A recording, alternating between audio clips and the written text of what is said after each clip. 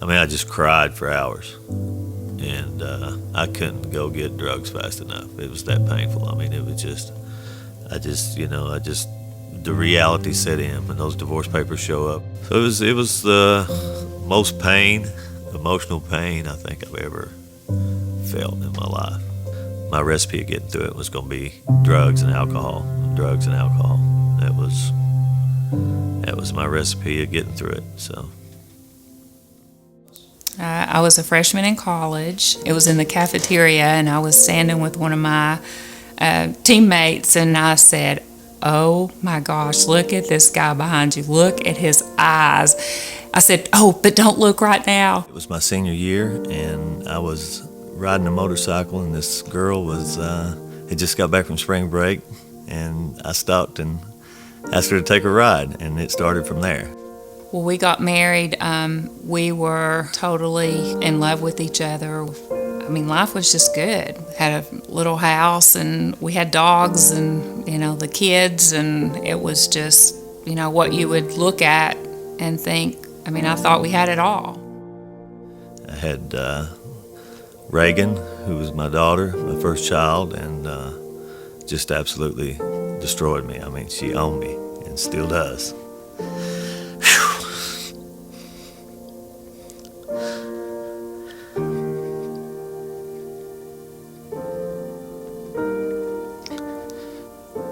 And then about 2 years after that, we had another one, and that was Will.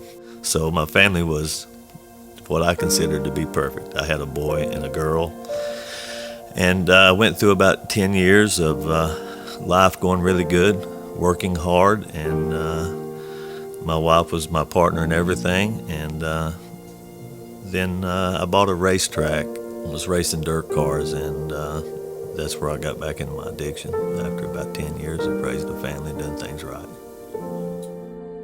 I really enjoyed my childhood. We had a small little farm behind our house. A lot of kids in the neighborhood my age played basketball and riding four-wheelers and shooting BB guns. It was a lot of fun. A lot of summer nights we'd be playing basketball. Me and my sister always together. When I was little, I wanted to be a daddy's girl so bad. I always longed for that relationship, but I would say our relationship was very surface level. If it was sports related, we discussed it. We didn't move past that much more. I would say we lived like a very normal childhood, me and my brother. In fact, we didn't even know anything was going on until I was in the 7th grade. I kind of got some hints that things were going on. I had never been around addiction, so I think for a long time I knew that things were falling apart, but I couldn't put into why it was falling apart, didn't know what was going on. And John was very good at hiding his addiction. Came to a head my 8th grade year when they set us down and said, like, hey, your dad's going to this place. He's going to be there for 30 days. It still was kind of vague, but we knew the principle of it. I think at that point in time, we were very, very good at covering up. We were very quick to be, oh, Dad's out of town on business. I remember coming home from high school sometimes, and my dad's car wouldn't be there, and it was just kind of at that point par for the course. If they got in an argument, he had a motorhome at the time, and he would go stay at the motorhome, and my mom would say he's not allowed back until he gets clean. And that was kind of just a revolving cycle throughout 5th grade until I left for college. My daughter's wedding, me being sober and being present, was one of the best days of my life. And that was truly a miracle that I was sober. But his big goal then was, he's like, I want to be there for you. Like, I want to see you get married. I want to see grandkids. I want to be in your grandkids' life. I knew as soon as I got engaged, he was clean, and that was his goal. I mean, knowing how great that day was, I don't know if I could have recovered from that if I would have been high that same day. I was so thankful and could not wait for my wedding day to be with my dad. And, walking down the aisle. Our wedding was a rain out, so it was kind of like single file, hustle down the aisle as quick as you can. But it still was that stop and realize that this is my dad getting to hand me over, and he's here. And so that was great. I mean, walking her down the aisle, and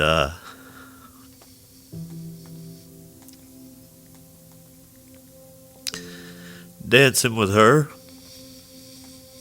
sober, was just a gift from God that I didn't see.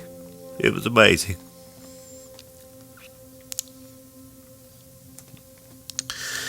And then at 2 o'clock that morning, Will informed me he was using opiates. So the best day of my life turned into the worst. It made me really, really question God. I did not play sports in college, so the only crowd that I really turned to was partying, and it was partying and drugs until it led me into a heroin addiction. I ran out of money and had to call my parents and tell them. It was a Saturday night. I was sitting on the couch. John was working, and I knew in my heart things wasn't right. And how I knew is because Will was avoiding us, not answering calls and calling back, hours later. And I knew he wasn't in a good place, but I didn't know what to do about it. I just typed in Christian treatment programs, and No Longer Bound came up. She watched a video, and she felt like it was God telling her this is where Will needed to be. And at that time, I didn't have much faith in God, and I didn't believe that God was telling her anything. I thought it was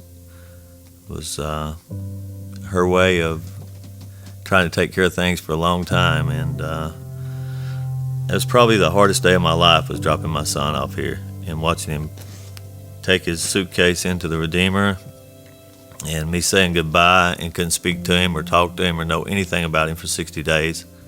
And my mom loves me to death, and for her to say this is pretty much your only option, honestly, I was mad. When they drove me to No Longer Bound and dropped me off, I was furious. Like, how could parents that raised you for 21 years just give up and just pawn you off for a year? And that, I felt that anger for several weeks.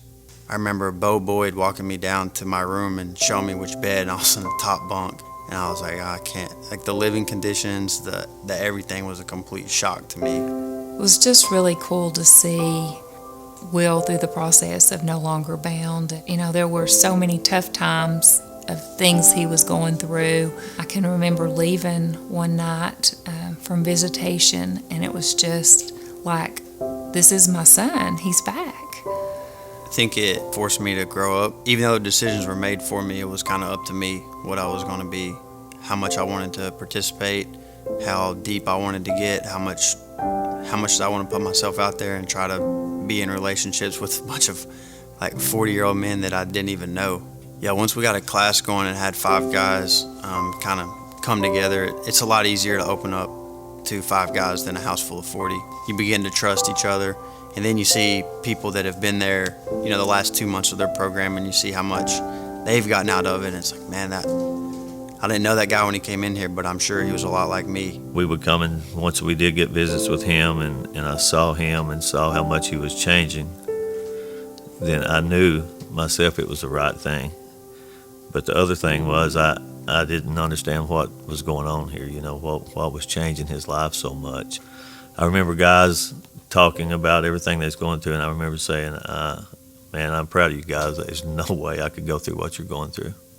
My dad was 6 months clean when he dropped me off in October of 2014, right when I got my visits back after Revelation, so maybe I've been there 8 or 9 months. They announced that my mom and dad are coming to visit me, my first visit that I've had in maybe 2 months. And my mom pulls on property, and it's just her, no dad. So many things happened while I was using drugs, and probably the one that took me over the top was I relapsed while my son was in here. And at that point, my wife, I remember, she just fell on the floor and she collapsed, and she just said, how could you do this? How could you do this to our family? Are we not enough?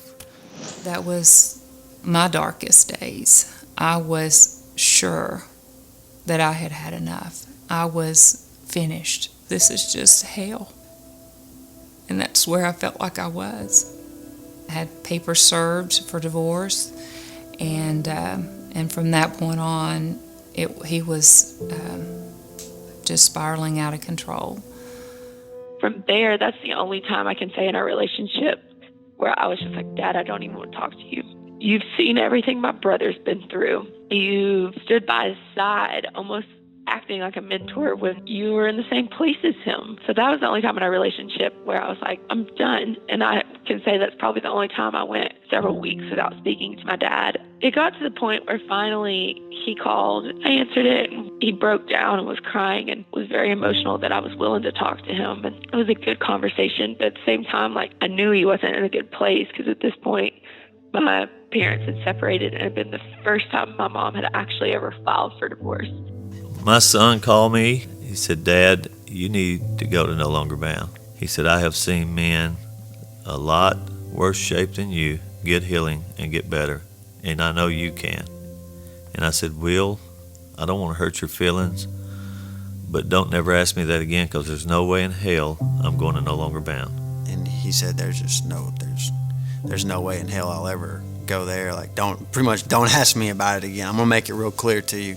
You know, I don't want you to get your hopes up. I don't want your mom to get your hopes up. Like, almost don't say the word No Longer Bound. Finally, one day, it was just, life sucked so bad, and even high as I could possibly get, it still sucked. I didn't, feel good, and I'd had a couple of close calls. I picked up cocaine again after a bunch of years.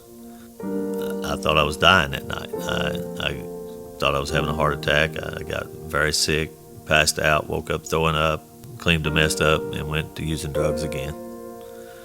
And that's when I knew that my life was going to end right there at that place. I mean, it was, this was going to be it. And the thoughts of my kids having to stand over my coffin and tell people that, yeah, my dad couldn't get it together. I just knew that I did not want that for them. I just got to thinking about wanting to be a grandfather. I said I've made some mistakes as a dad, but, I just really, really, really, really wanted to be there for my daughter and my son when those days came around. So I picked up the phone and text Will and asked him to give me the number and who to talk to here. And then I got another text from Will that said, I think he's going to go. And then my dad called me immediately. So I answered that phone call, and he said, I'm going to go to No Longer Bound. I'm checking in 2 weeks. I'm going to come down on like a Friday or Saturday and would love to see you before I go in. At that point, I was like, okay, this is what I need to do. Like, I need to be there for him because he's willing to do what it actually takes. The first half of that Sunday, I wouldn't trade for any day. I came to No Longer Bound in October the 10th, 2016, and pretty much didn't have hope for anything. And I thought, what have I done? This room's called the Bobby, and I've been here for over 10 months.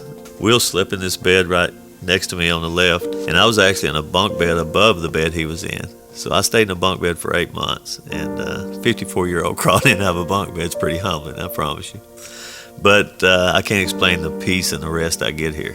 My bed has a little sticker on it, and it was from a hat, an NBA hat, and it's a bed that my son had put the sticker on above his bed. He saw it one day. He was down here, and he said, I put that sticker on there. So it's been really special. It's kind of, it's that he was in the same room, in the same bed, the same area I was in. Not only that, but I mean, it's just another one of those things that says, hey, it's no coincidence you're where you're at. Bill Eubanks was my teacher in my first 2 classes. And Bill's life related so much to mine. And then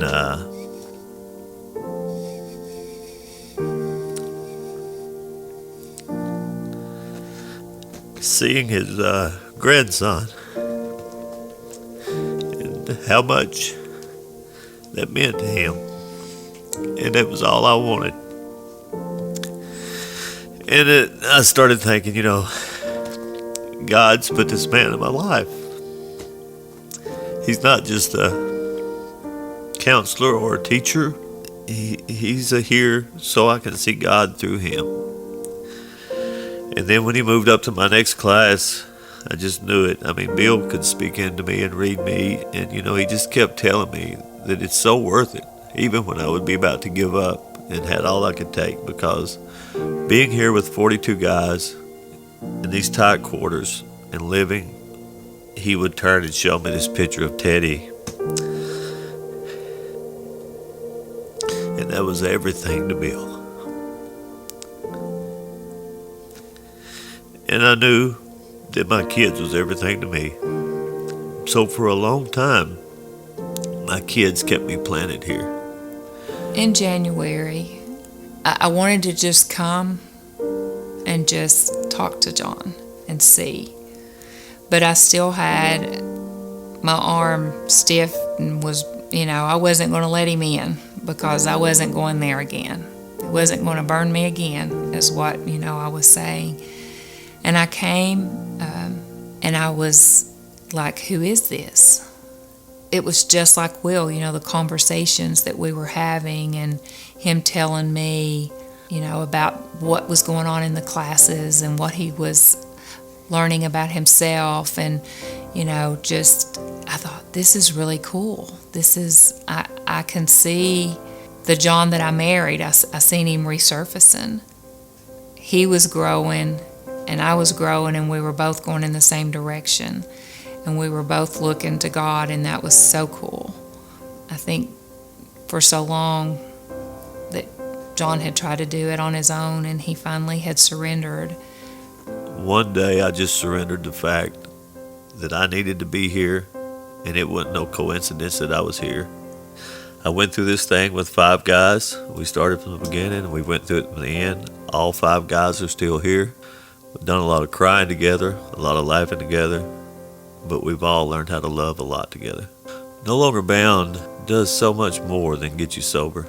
It's just amazing how this whole thing works and how it brings people together, and the love they have for families and for others. And it's just totally different than anything I've ever did or ever imagined doing. The love, the pain, the healing is just amazing. It has been really amazing to watch No Longer Bound transform lives, and not just my brother, but in my dad. And for our family, I think it has also had positive impacts on all of us. Be willing to share and open up and be honest about things. And I think watching my dad really truly develop an understanding of the gospel, and watching my brother grow up and seeing him walk through this and learn that this is about the gospel and this is about grace. Anyone coming out of the program, everything you fought for in the program, it's very doable. Whatever fears you have of stepping outside of there, remember how hard you worked to even get to make that choice. It's saved my life and saved my dad's life, and couldn't be more grateful for No Longer Bound. No Longer Bound is definitely rescued John and has brought him back to the John that I married. The coolest thing with John and Will is to see the relationship with Jesus Christ. And I look at No Longer Bound, and basically they have saved my husband and my son's life. Thank you, because without what you're doing, I wouldn't have a family today, probably wouldn't be alive. So definitely a thanks, but not only for me, but for all the men that I see go through this program, and to see people come in here so broken and then end up so full of life, and to see the change, it's incredible.